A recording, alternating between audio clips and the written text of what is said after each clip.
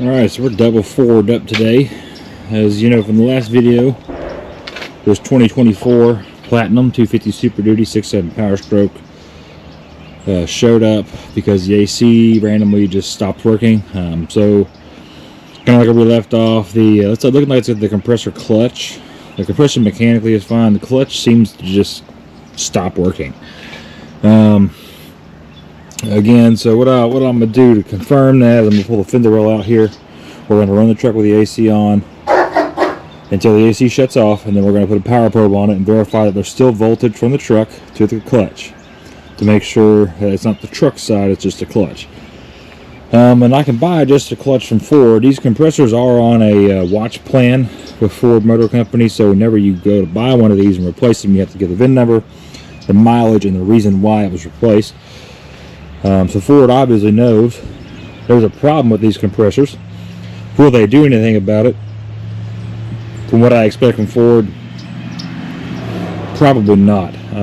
Ford is just kind of what they've done. If you watch Ford Motor Company, how they handle things like this, and this from the past, if they continue what they're known to do, they won't do anything about it. So they'll acknowledge it, it's a problem, and they're just going to ignore it and keep it on the consumer side of it. So, because that's, again, their history shows.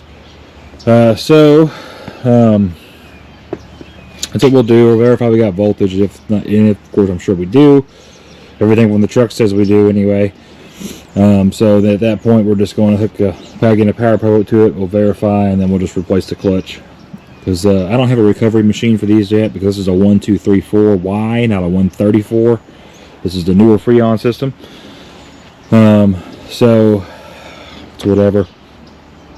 At least I believe it's a 134. I was told from the dealer it's a 1234, but I'm pretty sure. I don't think it says anywhere on this truck, does it? Oh no, it's a 134 system. Nice. Okay, so yeah, we can recover if we need to, but I'd rather, again, I don't see the point of spending $800 on a compressor or a couple $100 on a clutch. Makes a lot more sense to buy a clutch than to buy a whole compressor. So we're going to pull the fender out and see what we can do. We can replace the clutch with it on the truck, which hopefully we can. We should be able to. I don't see why we can't. But if we can, that's what we'll do. If not, then I mean, that's what it is. We'll bust the system open. We'll change the compressor out and we'll roll on. That's about it for that. This guy here is going to get the S&S CP4 disaster kit, which is this guy here. So we're going to put that on there, the 4.2 kit. Good kit. I highly recommend them. Not really much more I need to say besides that. And we're going to do a couple other things to make this truck, run better and make these great again. That's what we're going to do. A little bit of work to do. Shouldn't take us too long. I don't believe. At least it shouldn't at all.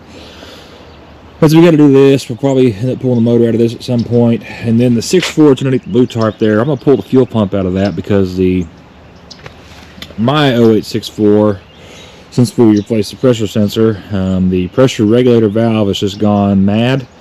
It just, it's starting to become like a Democrat. It doesn't want to work anymore. So we're going to have to do something about that.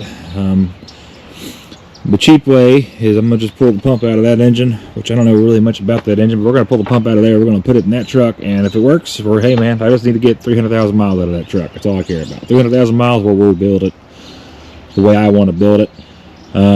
If not, I'll just pull the pump back out and we'll drop a reman in there and be done with it. So I figure I have this pump sitting here, which is supposed to be a good pump. I'd rather give that pump a shot, considering, well, I already own it, it's free, instead of spending $1,800 on a reman pump putting it in there. So whatever. Again, it's not like a glorious truck yet. Just not really up for spending $2,000. I already bought up pipes for it. We're going to change the up pipes while we're there. I don't see a point in keeping the factory pipes on it. I already got I can do the up pipes when the turbo's out, so I might as well do them. I got some brand new stainless pipes, same ones I put on the other 0864. We're going to put those on that truck. I think that's really it. I'm not going to touch the oil cooler because the oil cooler's more than good on that truck, although, I mean, it would make sense to do it while we're there. But again, I just need 300,000 miles on that truck. 300K, we'll overhaul it. But that's the plan. So we're going to dive into this thing. I'm going to see if we can get this sucker done pretty quick plans to get it done pretty quick. So my schedule got all kinds of screwed up, so I don't know whether it's going to affect the YouTube post. We'll see. It's a temporary scheduled change, but it is kind of weird right now. So I'm working 4 3s, so 4 on, 3 off, 3 on, 4 off. So I'll be working that, I think, for, it could be a month, it could be 2 months. We'll see. Maybe even 3 months, honestly. That's where we're at, though. So this is a 2017. I don't even know how many miles are on this truck, to be quite honest. Good looking truck, though. Simple. Crew cab, short bed, little lift on it. Some nice tires, some nice wheels and tires. How much we got on this old girl? 120, 572. Not too shabby. Good looking truck. I like the paint color, maroon. I guess that's beige, really. I guess technically gray, almost a gray color. Like it. Good paint combo. So let's get into it. This thing just depresses the hell out of me. Oh, whatever. We'll start diving into this. Like I said, we're just gonna, excuse me, pull that fender well out, and then do what we got to do there. So that's what we got. Oh, we got to pull the intake out. Oh, this is gonna be so much fun. Oh, we still got a factory charge boot on this truck. I'll be darned. He's gonna need to change that out. Oh yeah. These rubber boots do not last. They rip all the time.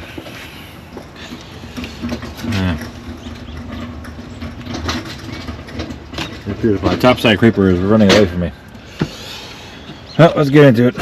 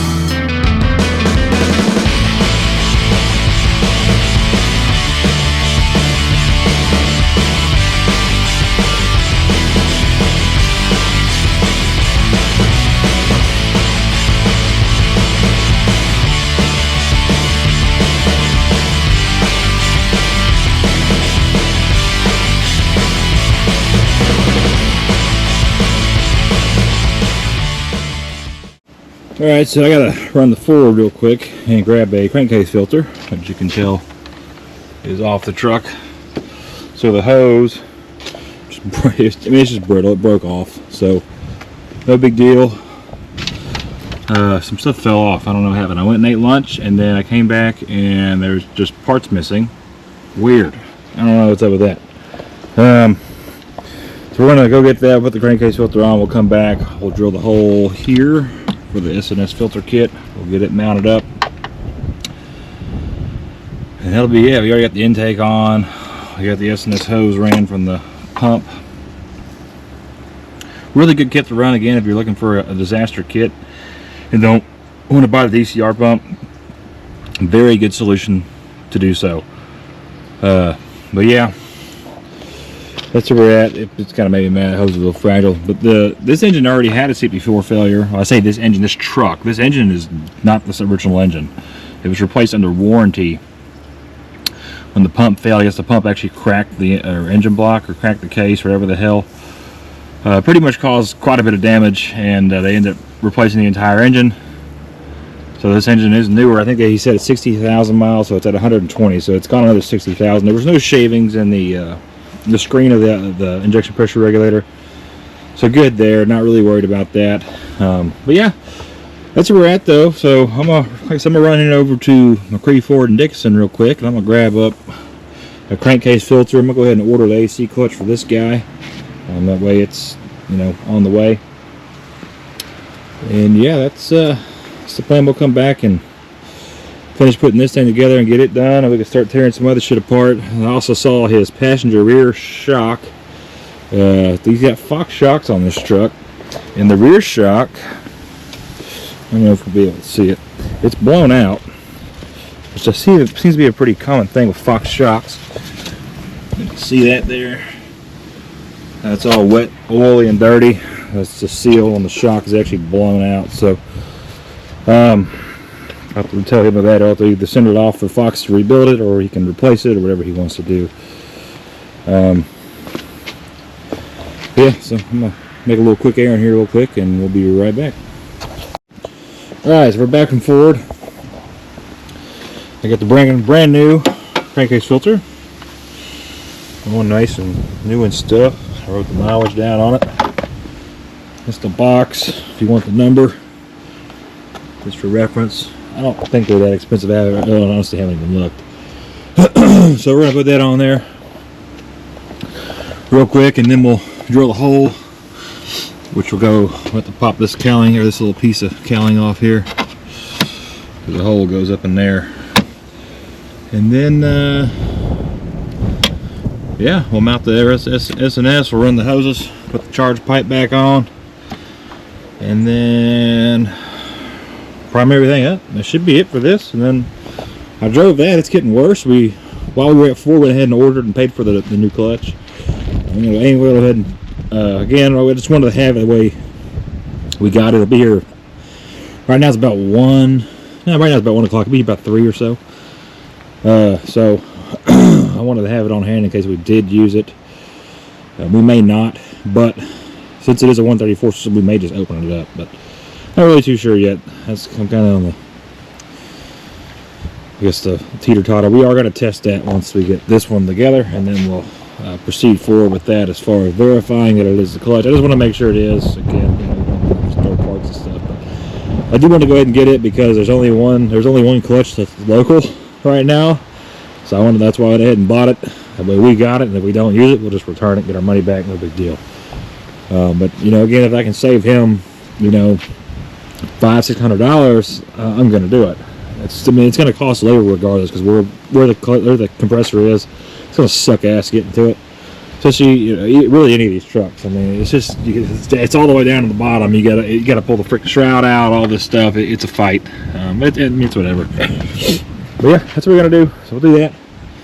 Again, we'll end up pulling the fuel pump out of that one. And then yeah, so let's just get this sucker back together. Well, we got to get this rest of this fitting off too for the hose, you know, broke. Cause it's brittle. I wonder if they even changed that, honestly. They even changed the crankcase filter from the old one. They probably just slapped the old one on there, knowing some of these freaking dealer techs, man. I wonder why nobody wants to go to the dealer for anything, because hell, this freaking work from the techs ain't worth the shit half the time. Whatever. Let's get this old girl running again.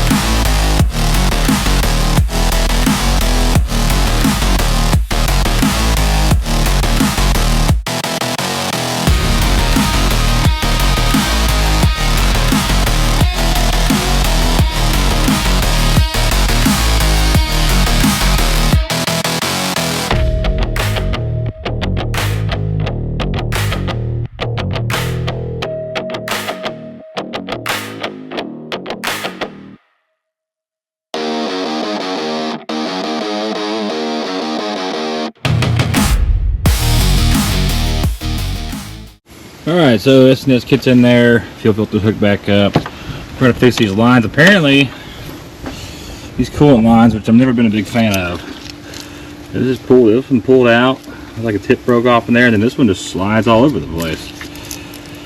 So, we never pulled on those. I don't know what's up with that, but whatever. We'll fix that real quick. It's kind of one of them things. I lost an 8mm socket, which just kind of got me frustrated because, well, I don't know if I even have another spare.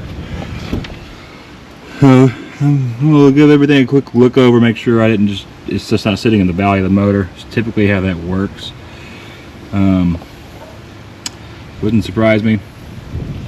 Loose sockets all the time, literally, is what it is. So, just the 8mm. I had that one for a while. I don't think it's underneath the truck. Put it in there, I'll verify. I'll find another one. But that's going to be it for this one for now. So we're going to proceed on to pulling the fender wheel out of that guy and verifying that the clutch is not clutching. Hadn't put it in here, did I? No. Props to this guy. He keeps really good clean interior. You'd be surprised the filth of trucks I work on. It is. I don't understand people let their truck get so dirty. And I get the outside, but the inside, like, come on, man. You gotta sit in that every day. Yeah, I'll see. Some are stupid. I'm sure. That's the way this always works. We're gonna fix some coolant hoses and then we'll get this old girl moved out of the way. Alright, so back to the 2024 Platinum. So we're just gonna go ahead and pull off this fender well here. Reason being is because the wires we need to check, they're right there. So AC compressor is right here. It's pretty easy to access from the fender well. Now we have to change the clutch. As you can tell, the shroud's pretty much in the way, so we have to pull the shroud and everything out, which we'd really have to do anyway to change the AC compressor regardless. I mean, technically we could go through here, but this is just a super tight spot. There's a secondary water pump sits right above this. The head sticks out, and all the wiring harness runs right up the side of the motor too. So, one thing I did notice, I don't know if anybody knows anything about these. It's like these little leveling rods on these trucks. I don't know I guess it. Oh, you know what that's for? That's for the, I guess, the degree. It tells you the degree of the truck. They don't even got auto leveling on the front. I just thought of that. That's probably exactly what that's for. Although I know on the older trucks it was able to do it with a they call it a gyroscope, I think, inside the truck. But who knows? Also notice how much tread that's not on these tires for 44,000 miles. I think that, of course, in my truck got the same thing. I don't know, whatever factory tires they use on these trucks, they cheap out, man. Jesus Christ. They cheap out on them. They just get no tread. I can sit here and bitch and moan about Ford's freaking decisions all day. There's a lot to complain about. They give you a lot to complain about. That's what we're going to do, though. So we're just going to pull the fender shell, fender well out. We'll fire the truck back up, run the AC for a little bit, and then come back with the power probe on it. I'm pretty sure that see, there's a white and a black and a purple. So I think the black and purple will be the signal, and the other one should be a ground. It's just this isn't like a variable, so it's just either going to be 12 volts or not 12 volts. The computer decides when to kick it. So do that. That'll tell us what we need to know. And like I say, I don't really see the point of changing. I'm more about saving him money. Either way, I got to pull a bunch of stuff out to get to it, right? So I mean, I don't know. Y'all can correct me and tell me if I should just. It'd be better if I just change the compressor, which I mean we might end up doing anyway. I don't know. Who knows? Who knows? But they didn't call me and tell me that the part came in, so I'm assuming it didn't. So it'll be here tomorrow. So we're just going to do this little diagnosis today, and we're going to pull that pump out of that engine. Oh boy! And the maroon. Oh god, the maroon Super Duty's done. It's parked over yonder, right there. It's done. Just get it out of the way for now. So. I notice how small the crankcase filter is on these. It's so much smaller than the other ones. Maybe they did a better design where they don't, like filter so much. They just demist. Work as a demister. As they should. Whatever. Alright, let's tear into it. Alright, that's what we got.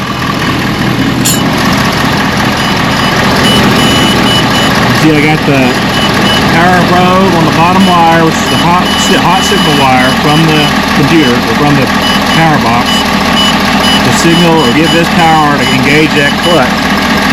Right now, the clutch is spinning, so I just got the power probe kind of wedged up in the radiator hose. That. What we're going to do, we're just pretty much verifying that, hey, when this clutch disengages, stops, it doesn't want to re-engage. But if I still got 13.6, 13.7 volts, essentially 14 volts, then I know the truck side of the harness is good. It's up here. It's within the clutch. So I already checked ground on the compressor itself. It's good. So now we wait.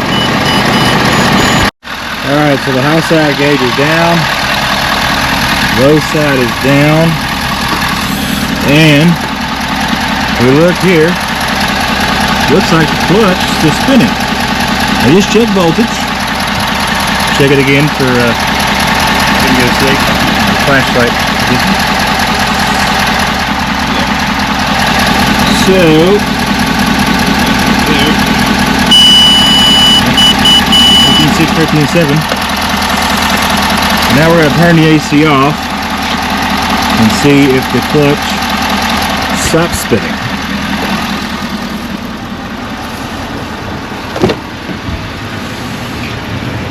AC's hot.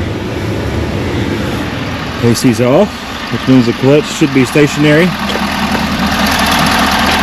And it is. So now, it's got me thinking that expansion valve could also be bad too, because if the expansion valve sticks open, it's just going to do a full circulation. So, pressure on the low is over 60 pounds. High pressure is currently 90. So, let's turn the AC back on, and we'll see what it does. Alright, turn the AC back on, see what it does. Press this button. We're on max AC. AC's kicking down.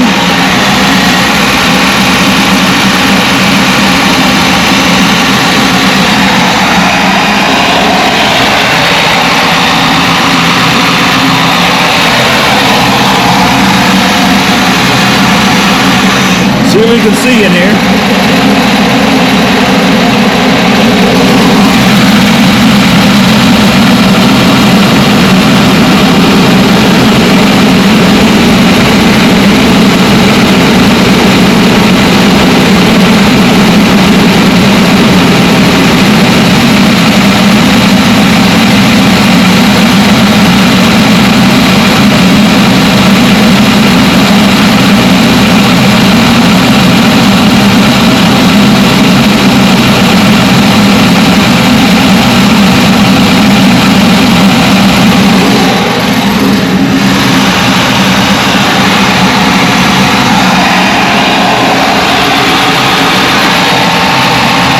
I almost think it's the expansion valve.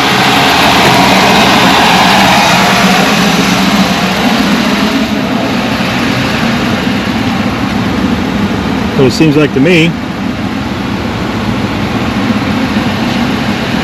now it's got me thrown off.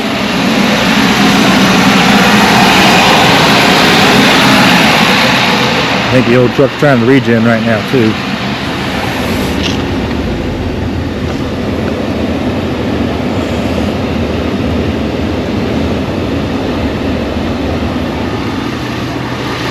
That makes me even more confused because the compressor seems to be working fine.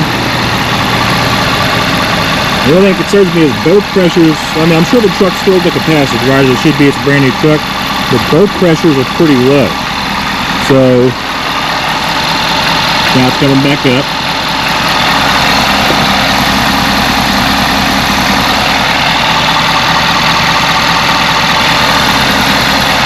Now it's not low. And the fan will kick back on. So when it's able to hit 150, I think that's awfully a little low. I'm going to have to check pressures again and verify, because typically, let's see if I can find it over here.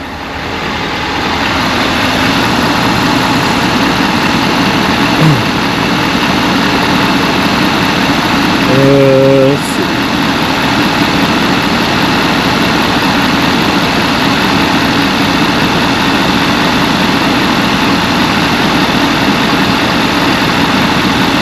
I have it in here, maybe not, maybe I do. Let's see.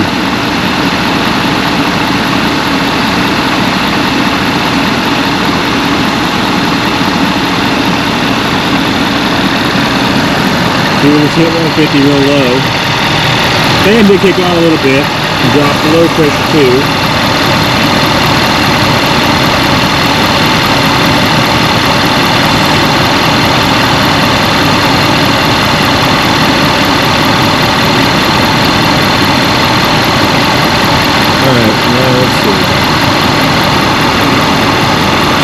So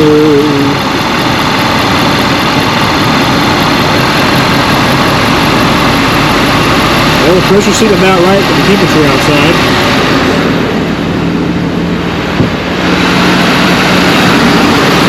Maybe it is the compressor trying to regen. Alright.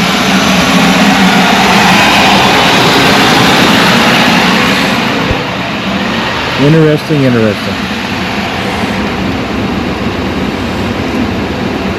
See my high idle stick I had to use earlier? It's fancy stuff right there, okay? It's trademarked.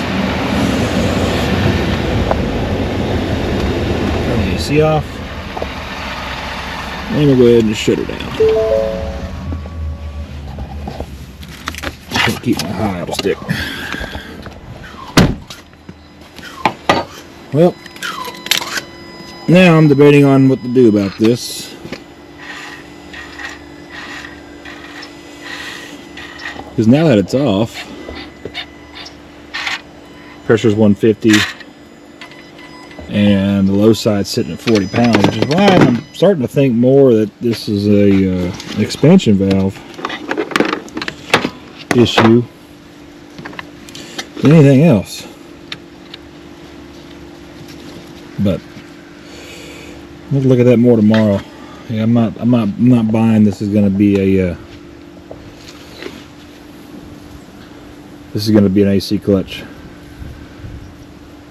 AC clutch isn't the problem. I'm definitely thinking it's more of a expansion valve. The only thing that really makes sense. Yeah. Well, I guess to be continued. That's going to be it for today, though. I'm probably going to finish pulling that pump out of that engine over there. The high side, the reason why this motor is down is because the high side turbo failed.